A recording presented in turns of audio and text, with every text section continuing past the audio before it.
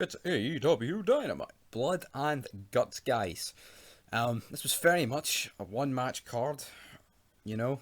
Wasn't even a pay-per-view, but I guess AEW and NXT, they do this gimmick of, oh, we've got, we don't have pay-per-views like every month like WWE, so we kind of do like a special Dynamite or an NXT, um, you know, like once, well, not once a year,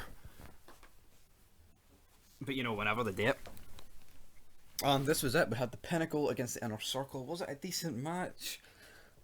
I mean, it's hard because I just watched the two clips on AEW's YouTube channel, but we'll do the rest of the show now. We kick off the show. Omega and some jobber for Japan. I mean, who the fuck is this guy? I have no idea. I don't care about Japan. Never did. Never will.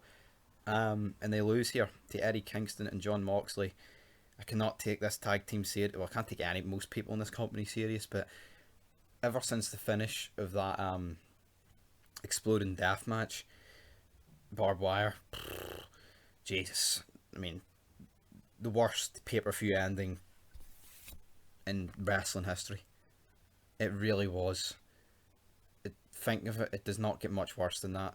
Even after a couple of months have passed, I can't really recall another thing being that bad. We get a recap of what happened to Sting. He got injured last week, didn't watch the show last week, so that was of news. Darby Allin and ambushes the two people, Scorpio Sky and some other guy, and then he gets thrown down a flight of stairs, which is a pretty decent spot, but it just looks so fake. Like, see when Brock Lesnar threw Zach Gowen down the flight of stairs, it didn't look as fake, But I guess he only had one leg, so you could make it less look half as fake. We get Britt Baker. She was in a match here. Talk of her joining the Pinnacle. It could happen, We've also got your big man MJF discussing that. Will that happen? Not particularly sure. Do I care? Not really. We had Myro, the best man, cutting a promo here. Garbage. I mean, what is this guy even doing with his career? Like, Jesus Christ. Talks about going to AEW. If he doesn't become AEW champion, he's going to retire. Well, what's the time scale on this? He's in a match next week. Who cares? Who knows? Cody Rhodes defeats a jobber, then gets confronted by a guy wearing the Puerto Rico flag. I don't really know what that's all about, but that's the way the cookie crumbles, I guess.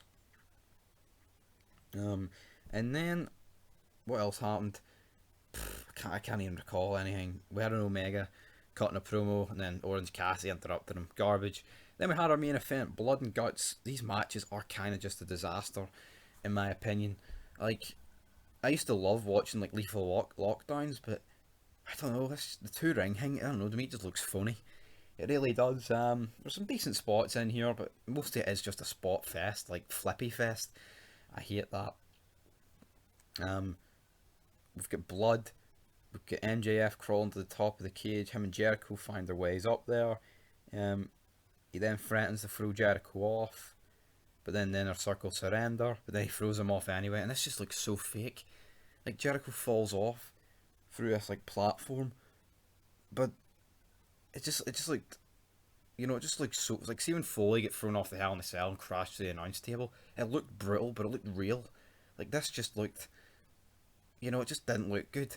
It really didn't, guys. But it was a decent main event. I can't really complain too much about the match. Probably one of the better matches I've seen, from AEW. So I'll give the pay-per-view a wee 4 out of 10, or the Dynamite, so I should say.